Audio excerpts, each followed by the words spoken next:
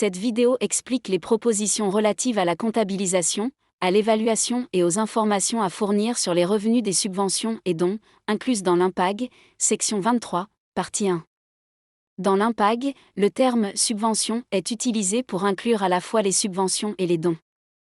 L'objectif de cette vidéo est de rendre les propositions accessibles à un large éventail de parties prenantes, afin de susciter des commentaires utiles.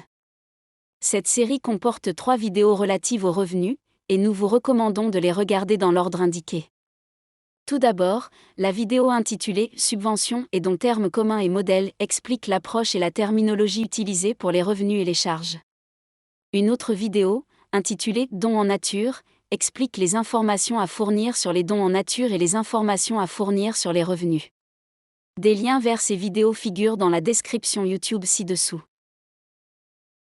L'exposé sondage 2 aborde la comptabilisation des revenus, c'est-à-dire, quand est-ce qu'un revenu doit figurer dans les états financiers. Il traite aussi l'évaluation, c'est-à-dire, à combien s'établit le montant d'une transaction. L'exposé sondage 2 ne contient pas de directives sur l'endroit où les revenus sont affichés dans les états financiers. Des directives sur la présentation générale de l'état des produits et des charges, compte de résultats, ont été communiquées dans l'exposé sondage 1. Elles comprenaient des lignes d'en-tête proposées pour les revenus et une présentation en colonne pour les fonds avec restriction et les fonds sans restriction. Des directives sur la comptabilisation des fonds seront publiées dans l'exposé sondage 3, y compris le traitement des revenus d'une subvention particulière, qui peuvent être présentés soit comme des fonds avec restriction ou comme des fonds sans restriction. Les OBNL reçoivent des revenus provenant de différents types de subventions et de dons.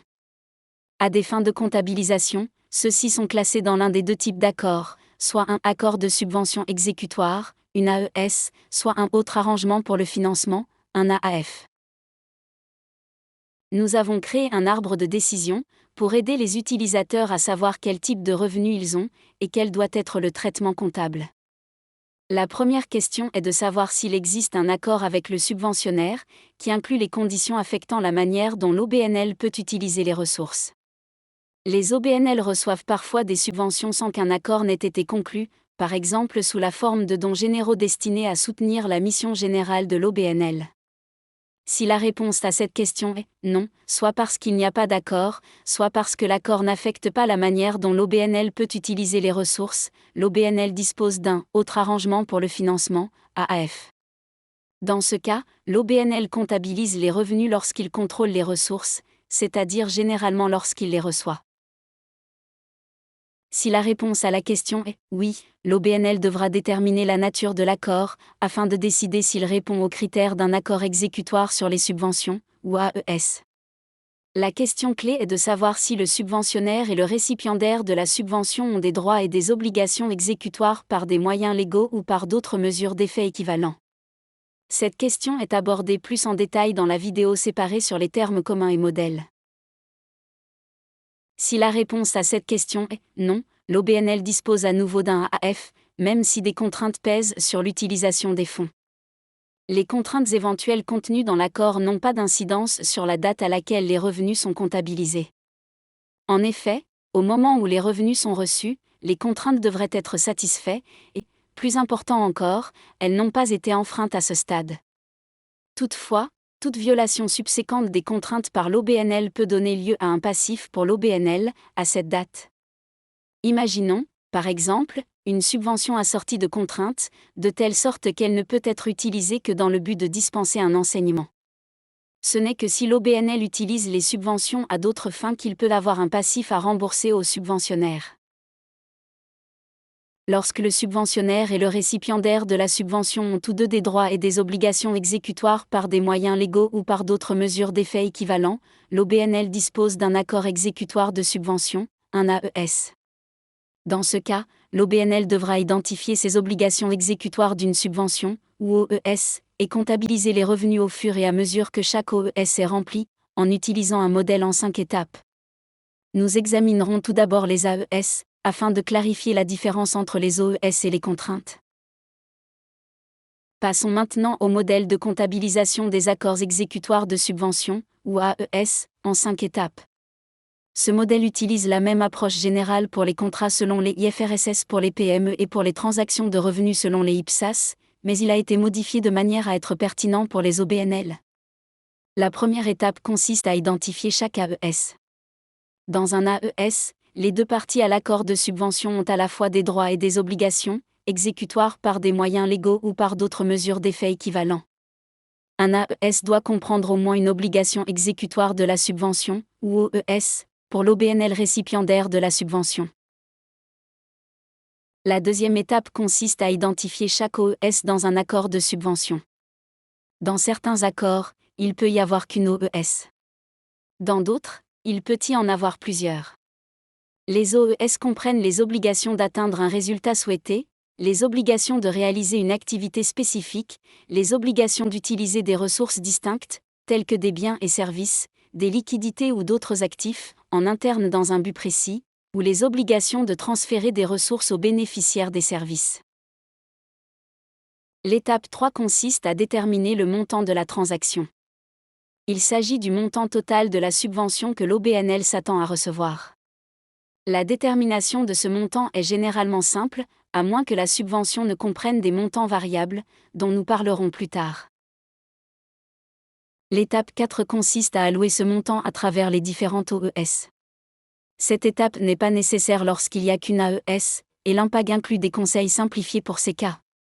Lorsqu'un accord de subvention comprend plus d'une OES, le montant de la subvention est alloué proportionnellement à la valeur intrinsèque de chacune des OES. La valeur autonome d'une OES est le coût que l'OBNL s'attend à encourir pour satisfaire cette OES. Cela comprend les frais de personnel ainsi que les achats et les coûts indirects.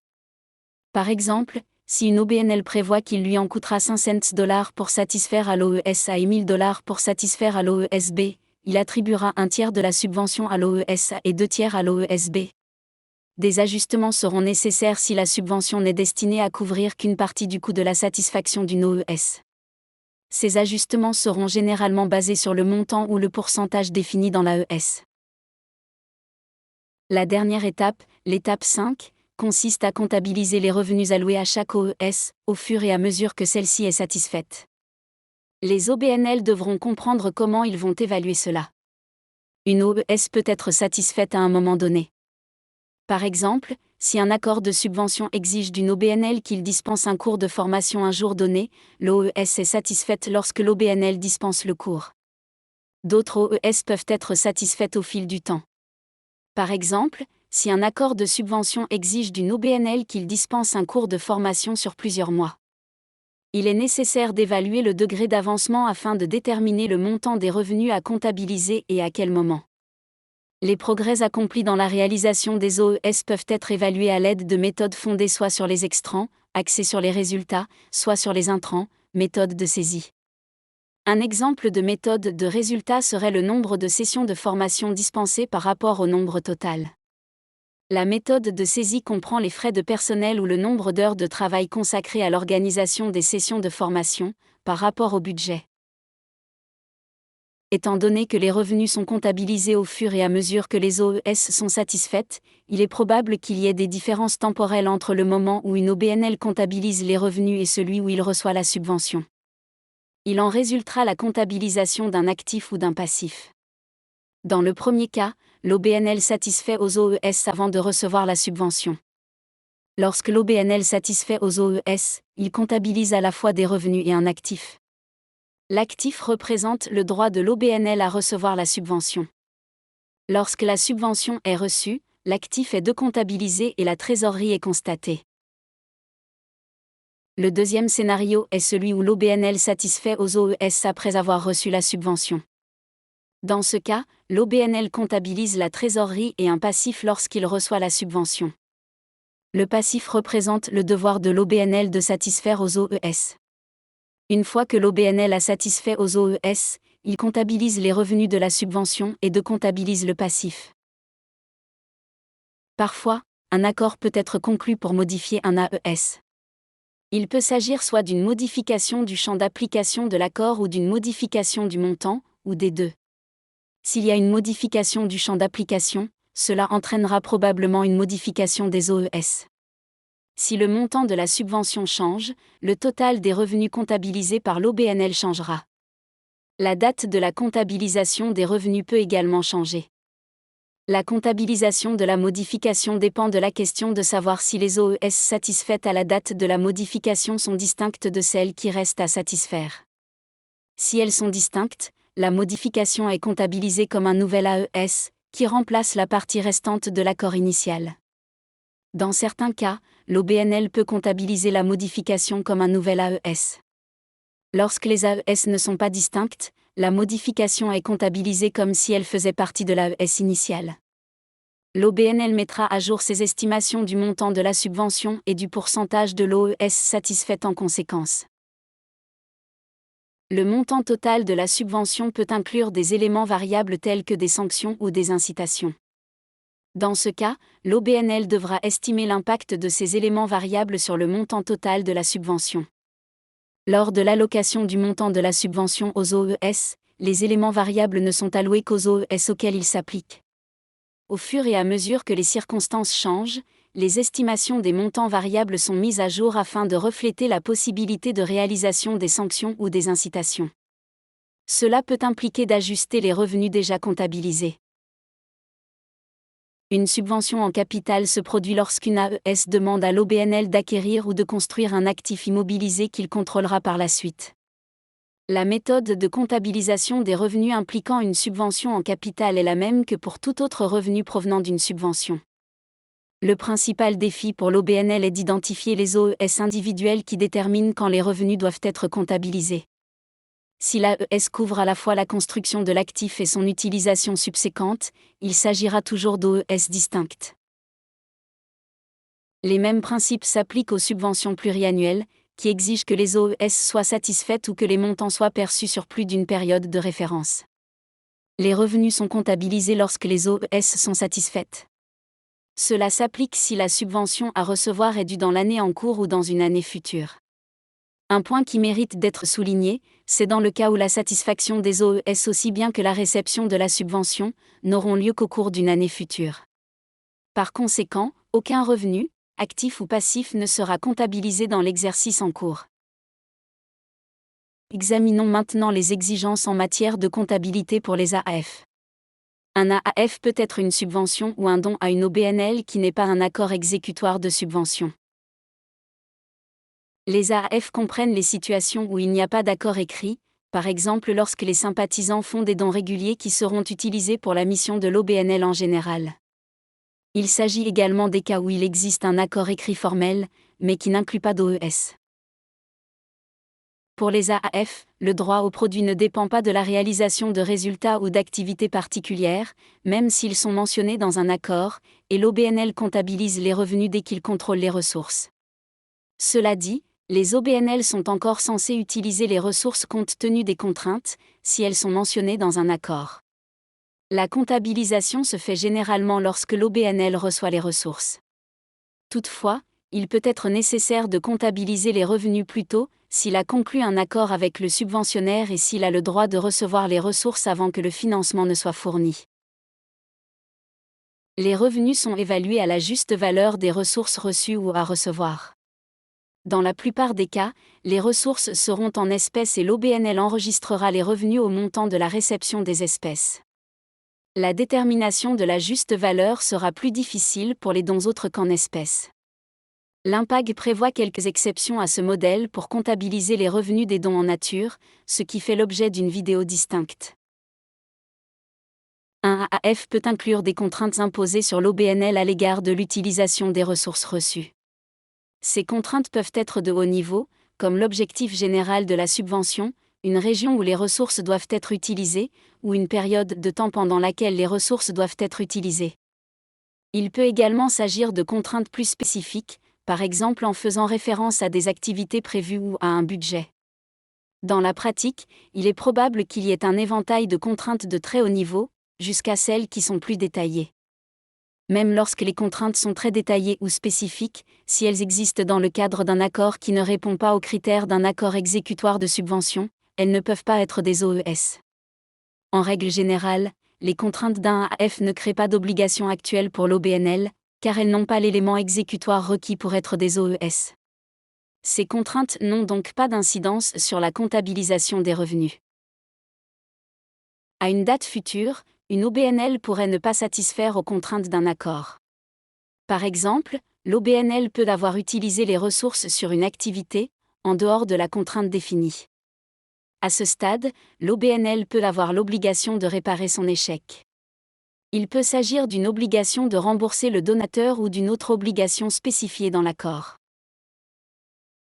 En ce qui concerne les informations à fournir, les exigences dépendent du type d'accord. Pour les AAF, la comptabilisation des revenus est simple, donc les informations fournissent une meilleure compréhension des sources de revenus. Les revenus des AAF doivent être ventilés entre les espèces reçues, les dons en nature et les services en nature. Des informations supplémentaires sont requises sur les dons en nature, qui font l'objet d'une vidéo distincte. Pour les AES, les informations à fournir portent sur la manière et le moment où les OES sont satisfaites, y compris les principales modalités de paiement. Des informations sont également requises sur les OES non satisfaites et sur la manière dont les OES sont évaluées lorsqu'elles sont satisfaites au fil du temps. Une ventilation des créances, des autres actifs et des passifs des AES est requise, ainsi que des détails sur toute dépréciation des subventions. Cette vidéo a mis en lumière les principaux aspects de la comptabilisation et de l'évaluation des revenus provenant des subventions. Le modèle de comptabilisation dépend de la nature de la subvention, à savoir s'il s'agit d'un AES ou d'un AAF.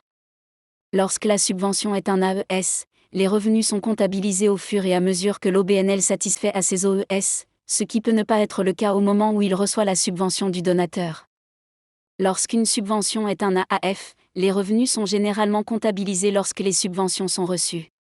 Des différentes informations à fournir s'appliquent aux deux types de subventions. Nous avons bien hâte de recevoir vos commentaires sur les propositions de l'exposé sondage 2. L'invitation à commenter comprend des questions spécifiques sur les propositions expliquées dans cette vidéo. Pour répondre, visitez www.ifr4npo.org/aviorsay. Téléchargez un modèle de document de réponse et téléchargez votre réponse ou lettre de commentaire dûment remplie. Les réponses doivent être rédigées en anglais. La date limite est le 15 mars 2024.